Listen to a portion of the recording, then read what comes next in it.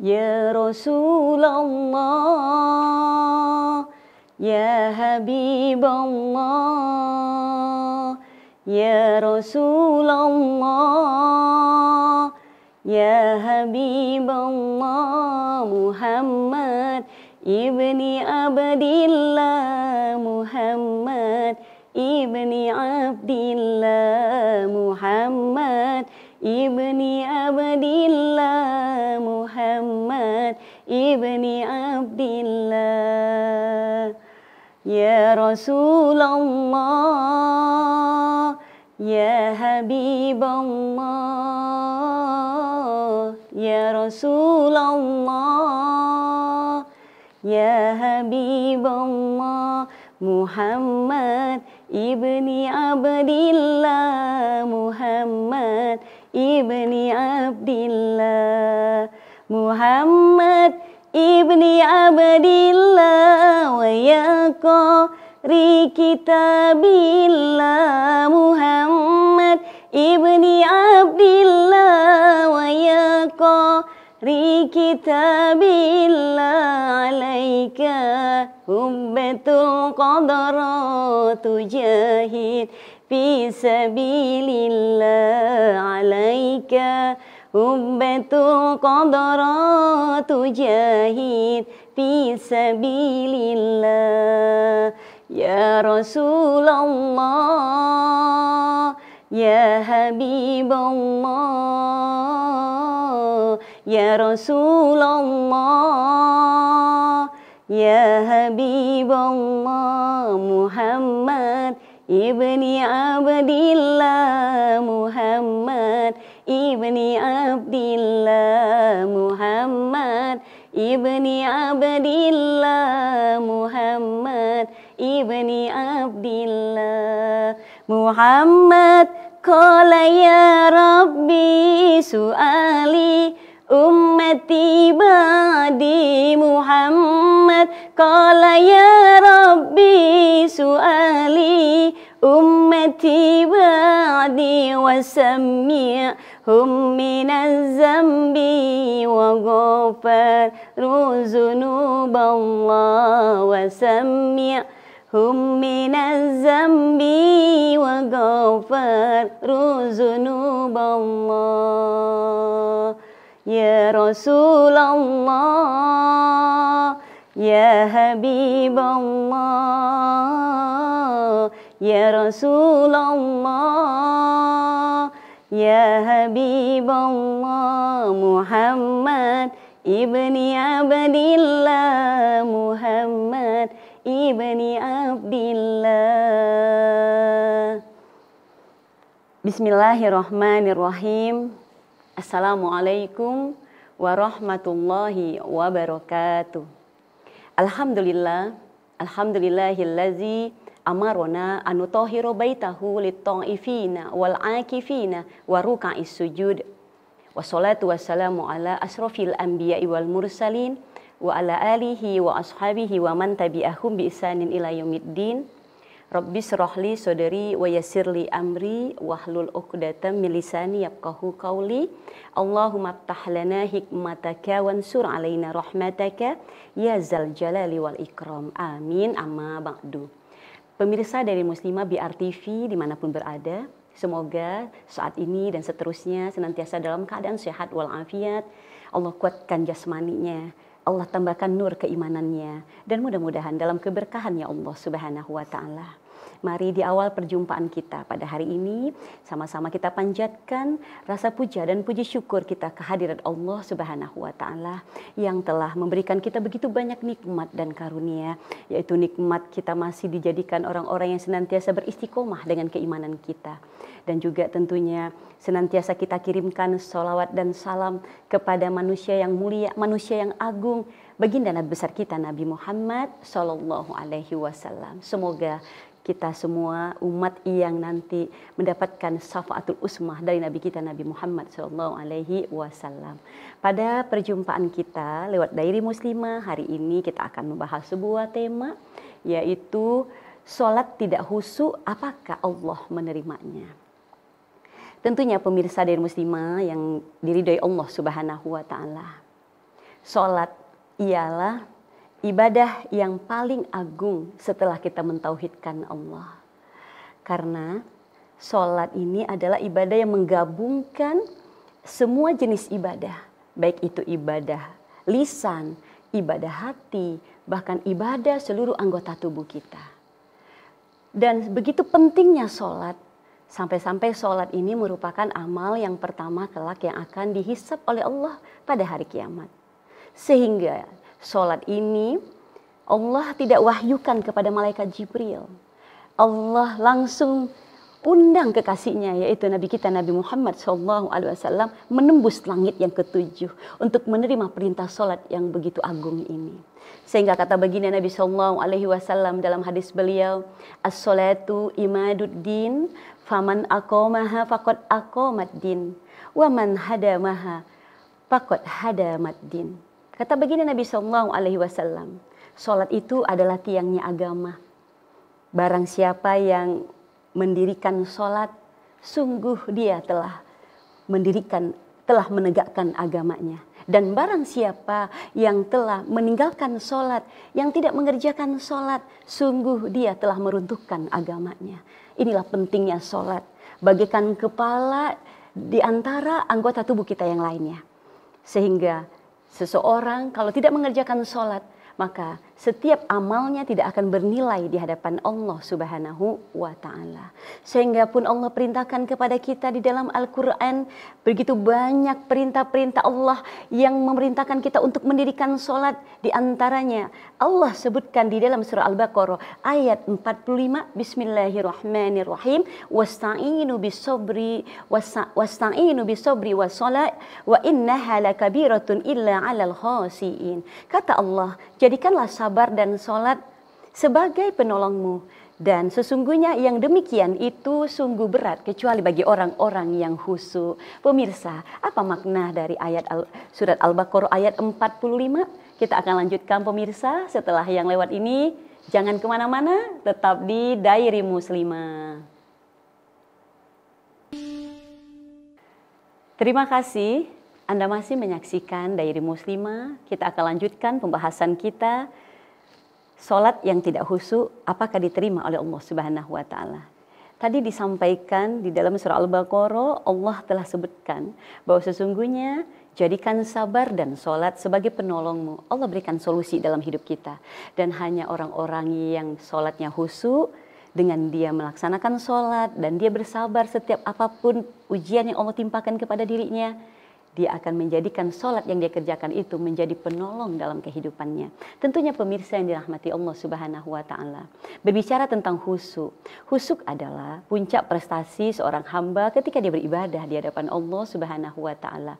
Bahkan ketika seseorang melaksanakan sholat, sholatnya khusyuk, dia akan mendapatkan tentunya pahala yang begitu besar, bahkan jaminannya. Ketika seseorang sholatnya khusyuk, Allah sebutkan di dalam surah Al-Mu'minun, di ayat yang pertama, A'udzubillahi minasyaitonirrajim, Bismillahirrahmanirrahim, Qad aflahal mu'minun, alladzina hum fi sholatihim khashi'un. Kata Allah, sungguh berbahagia, sungguh beruntung, sungguh akan meraih kesuksesan.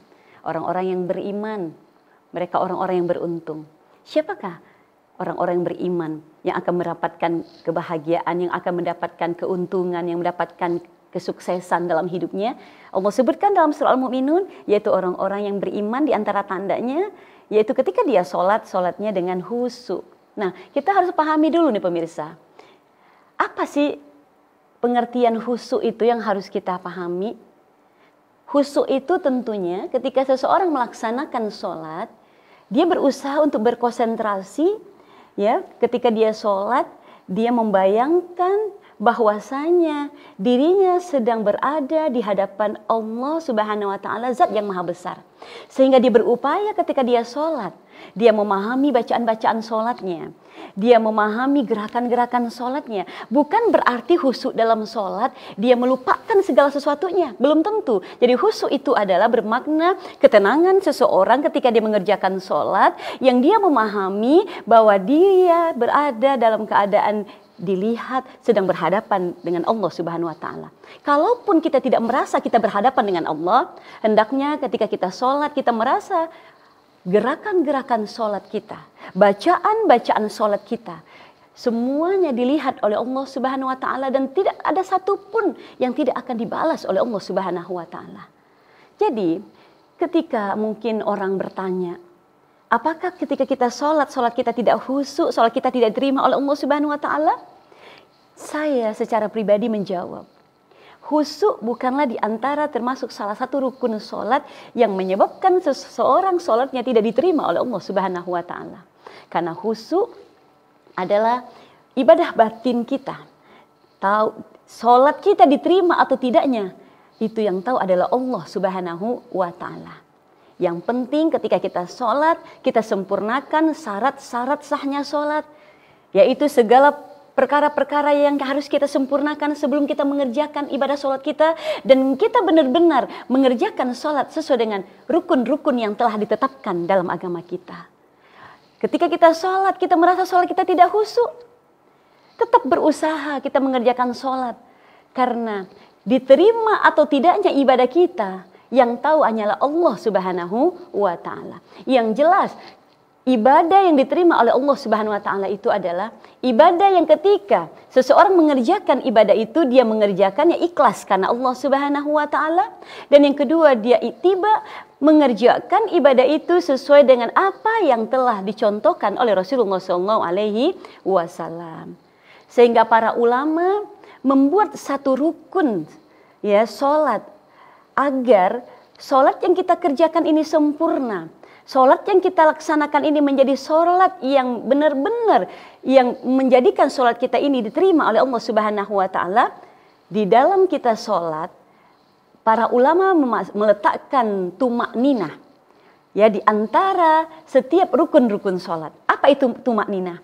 Tumak ninah itu adalah jalan tengah seseorang untuk bisa meraih kekhususan. Ketika dia sholat, dia bisa khusyuk, dia bisa berkonsentrasi dalam mengerjakan ibadah sholatnya. Karena tumak ninah itu adalah kita berdiam diri atau kita merasakan sholat kita itu dengan penuh ketenangan. Ketika kita selesai membaca Al-Fatihah, kemudian kita sebelum baca surat, sebelum kita ruku, kita tidak terburu-buru, itulah tumak ninah. Setelah kita ruku, kemudian kita i'tidal, kita juga tidak terburu-buru, itulah tumak ninah. Setelah kita melaksanakan tumak ninah ini, mudah-mudahan ketika kita sholat, kita benar-benar berusaha untuk memahami bacaan-bacaan sholat kita, berkonsentrasi dengan gerakan-gerakan sholat kita. Semoga ini pun termasuk salah satu di antara sholat yang khusyuk di hadapan Allah Subhanahu wa ta'ala. Yang penting pemirsa yang dirahmati Allah Subhanahu wa ta'ala, ketika kita sholat harus kita perhatikan apa syarat sah sholat yang kita kerjakan. Tentunya syarat sah dari ibadah itu sesuatu yang tidak berkaitan dengan ibadah itu sendiri. Seperti apa? Syarat sah sholat yang pertama, ketika kita sholat hendaklah kita bersih dari hadas kecil dan hadas besar. Kemudian kita hendaklah memakai pakaian yang suci, tempat yang bersih dari najis. Kemudian kita juga menutup aurat, menghadap ke kiblat, dan kita melaksanakan sholat itu telah masuk waktu sholat. Dan barulah ketika kita sholat, kita sempurnakan rukun-rukun sholat. Yang kita ketahui rukun sholat itu ada yang rukun kolbi, ada rukun kauliyah, ada rukun fi'liyah. Apa itu rukun kolbi? Yaitu niat yang benar-benar, ya kita niatkan sholat kita itu benar-benar semata-mata kita mengharapkan ridha Allah Subhanahu wa ta'ala. Dan yang kedua, rukun kauliyah, kita membaca takbiratul ihram, membaca suratul al-fatihah, kemudian kita membaca tasyahud, kemudian kita membaca sholawat, dan juga kita membaca salam. Nah, itu semuanya rukun-rukun kauliyah yang harus kita baca, rukun-rukun ucapan yang kalau tidak kita lakukan, maka menyebabkan sholat kita menjadi sholat yang tidak sah di hadapan Allah Subhanahu wa ta'ala. Dan pemirsa yang dirahmati Allah Subhanahu wa ta'ala, tentu untuk menjadikan sholat kita menjadi sholat yang khusyuk tidaklah mudah. Karena khusyuk mungkin secara teori mudah untuk kita ucapkan, tapi secara prakteknya khusyuk ini sulit, karena khusyuk adalah ibadahnya para nabi dan para rasul. Pemirsa yang dirahmati Allah Subhanahu wa ta'ala, apa tips yang harus kita lakukan?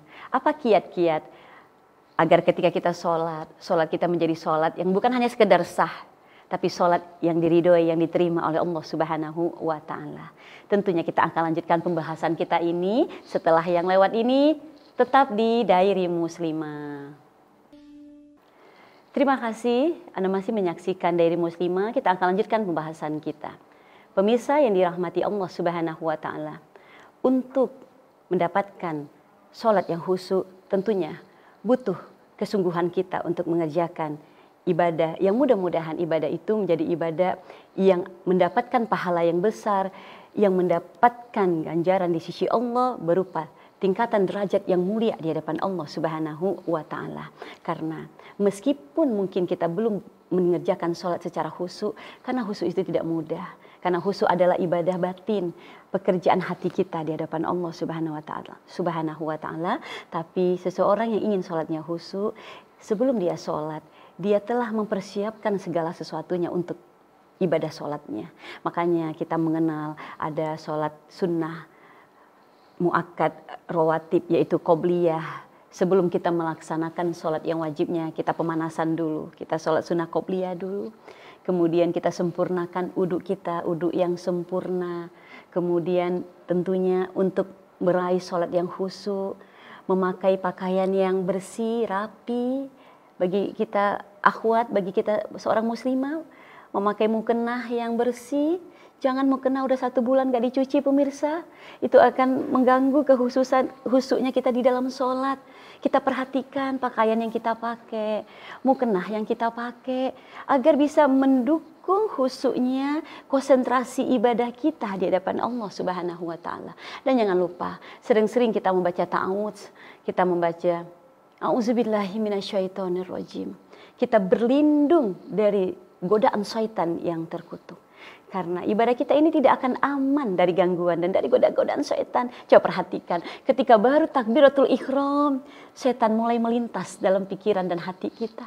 Sesuatu yang tadi kita lupa di luar sholat, setan seketika itu dia akan mengingatkan kita untuk mengingat sesuatu yang tadinya kita lupa diingatkan. Jadi tidak mudah pemirsa untuk menjadikan sholat kita menjadi sholat yang khusyuk. Tentunya butuh konsentrasi kita yang penuh, butuh usaha kita yang maksimal, yang sungguh-sungguh di hadapan Allah Subhanahu wa taala. Tetapi pemirsa, selain kita mempersiapkan diri kita sebelum datangnya waktu sholat, dan kita sudah melaksanakan sholat qobliyah, kemudian kita memakai pakaian yang bersih, mukenah yang bersih. Karena apa? Ketika kita memakai pakaian yang bersih, mukena yang bersih, itu akan membantu khusyuknya sholat kita. Dan yang bisa membantu ketika kita sholat menjadi khusyuk, pahami bacaan dalam sholat. Ketika kita sholat, hendaklah kita mulai belajar.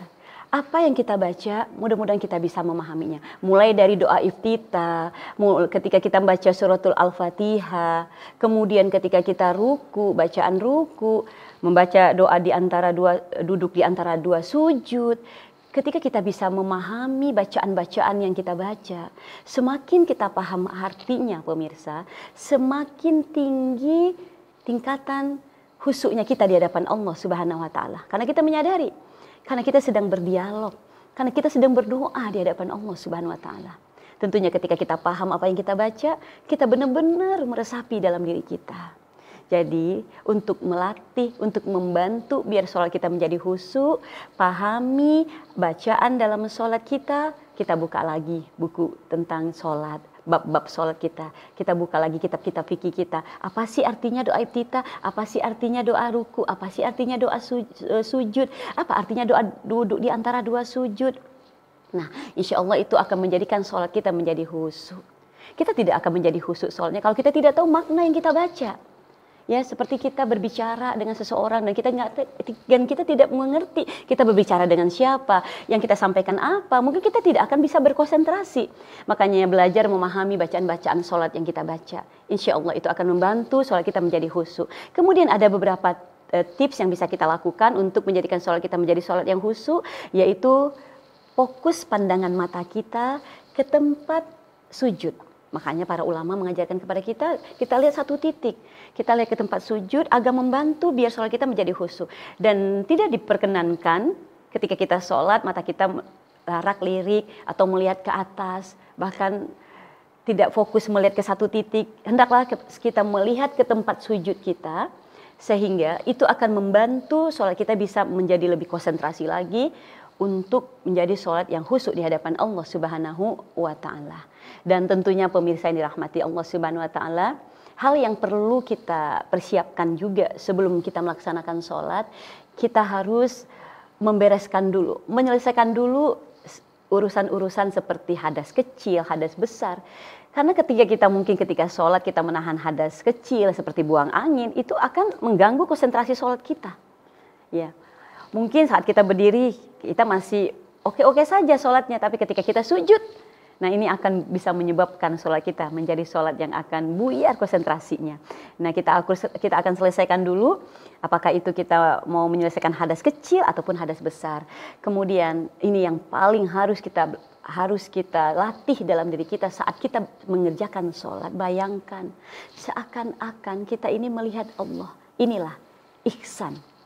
Karena Islam, iman dan ihsan. Ihsan ini adalah ketika seseorang dia mengerjakan ibadah, dia seakan-akan dia bisa melihat Allah. Kalaupun tidak dia bisa melihat Allah, tapi dia yakin bahwa Allah Maha melihat. Inilah tingkatan ibadah yang paling tinggi, yaitu ihsan. Apa itu ihsan? Seakan-akan kita ketika beribadah kita melihat Allah. Allah mengawasi kita, Allah ada di hadapan kita. Kalaupun kita tidak bisa melihat Allah, maka kita meyakini bahwa Allah sedang melihat diri kita. Sehingga ketika seseorang sedang dilihat, sedang diawasi, sedang dipantau, pasti dia akan berusaha mengerjakan segala sesuatu itu dengan baik, dengan benar. Karena pekerjaannya sedang diawasi. Karena ada CCTV-nya, karena sedang dilihat. Makanya kita seakan-akan ketika kita sholat, kita melihat Allah. Kalaupun kita tidak bisa melihat Allah, tapi kita meyakini bahwa Allah sedang melihat perbuatan kita. Pemirsa yang dirahmati Allah Subhanahu wa Ta'ala, kerjakan sholat. Karena sholat merupakan ibadah yang paling agung, ibadah yang paling mulia. Meskipun hari ini kita belum bisa mengerjakan sholat secara khusyuk, tapi terus-meneruslah kita merayu Allah dengan ibadah kita. Karena yang tahu diterima atau tidaknya ibadah kita hanyalah Allah Subhanahu wa Ta'ala. Kewajiban kita hanya mengerjakan perintah Allah dengan sekemampuan kita. Dengan ikhtiar kita yang maksimal, mudah-mudahan Allah akan berikan hasil yang terbaik untuk setiap amal ibadah yang kita kerjakan. Pemirsa yang diridhai Allah Subhanahu wa Ta'ala, seperti biasa di akhir kajian dari Muslimah kita akan berdoa bersama. Mudah-mudahan doa-doa kita panjatkan di kajian dari Muslimah ini, semoga doa-doa yang dikabulkan oleh Allah Subhanahu wa Ta'ala. Astaghfirullahalazim. Astaghfirullahalazim, astaghfirullahalazim, allazi la ilaha illa huwal hayyul qayyum wa atubu ilaih. A'udzubillahi minasyaitonirrajim. Bismillahirrahmanirrahim. Alhamdulillahirabbil alamin, hamdan syakirin, hamdan naimin, hamdan yu'afi ni'amahu wa yukafi mazidah. Ya Rabbana lakal hamdu kama yanbaghi li jalali wajhikal karim azimi sultani. Allahumma shalli ala sayidina Muhammad wa ala ali sayidina Muhammad. Allahumma Rabbana taqabbal minna salatana wa siyamana wa qiyamana wa ruku'ana wa sujudana wa tasbihana wa tahlilana wa qira'atana wa takhassu'ana wa ta'abudana wa tamim taksirana. Ya Allah, ya Allah, ya arhamar rahimin. Rabbana la tuzigh qulubana ba'da idh hadaitana wa hab lana min ladunka rahmah innaka antal wahhab. Rabbi ij'alni muqimas sholati wa min dzurriyyati Rabbana wa taqabbal du'a. Ya Allah, jadikan seluruh keturunan-keturunan kami, jadikan pasangan-pasangan hidup kami, anak keturunan kami, orang-orang yang senantiasa mau mendirikan sholat.